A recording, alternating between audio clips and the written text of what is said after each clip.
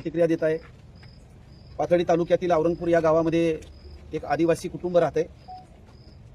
1 February रोजी माळी आडनावाची ती महिला पोलीस स्टेशनला जी काही 1 तारखेला 1 फेब्रुवारीला जी घटना घडली त्या अनुषंगाने तक्रार देण्यासाठी आल्या होत्या।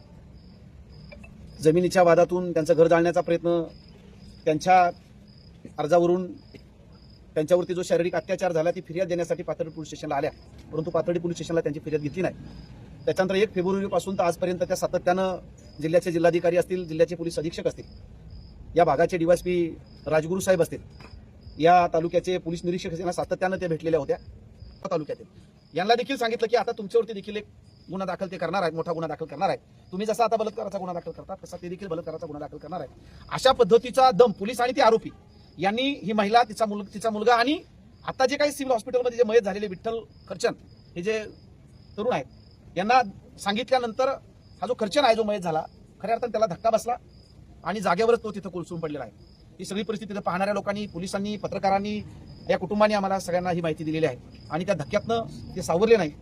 तुमच्यावरही 376चा गुन्हा दाखल होऊ शकतो असं म्हटल्यानंतर हे जे विठ्ठल खर्चन आहेत, हे विठ्ठल खर्चन त्यांना चक्कर येऊन पडली। त्यांना जेव्हा दवाखान्यामध्ये आणलं तेव्हा त्यांना डॉक्टरांनी मृत असं घोषित केले नाही। तर म्हणजे या सगळ्याच गोष्टींचा आम्ही वंचित बहुजन आघाडी, त्याचप्रमाणे या तालुक्यातील सगळेच पुरोगामी फुलेशाह आंबेडकरी विचाराचे कार्यकर्ते याचा आम्ही जाहीर धिक्कार करतो, या घटनेचा निषेध व्यक्त करतो की आदिवासी समाजातली एक महिला 1 फेब्रुवारी तिच्यावर अत्याचार होतोय, तिचं घर जाळलं जातंय, तरी देखील फेब्रुवारी, मार्च, एप्रिल आणि मे संपत आला तरी तिची फिर्याद घेतली दाखल होत नाही। जे आरोपी आहेत ते धनदांडगे आहेत, ते मोठ्या पक्षाचे आहेत, आमदारांच्या जवळ आहेत, म्हणून त्यांना पाठीशी घातलं जातं। इथले पीआय त्यांना पाठीशी घालतात, इथले डीवायएसपी त्यांना पाठीशी घालतात। उलट दमबाजी केली जाते की तुमच्यावरही खोटा गुन्हा दाखल होऊ शकतो। हे लोक आलेले आहेत।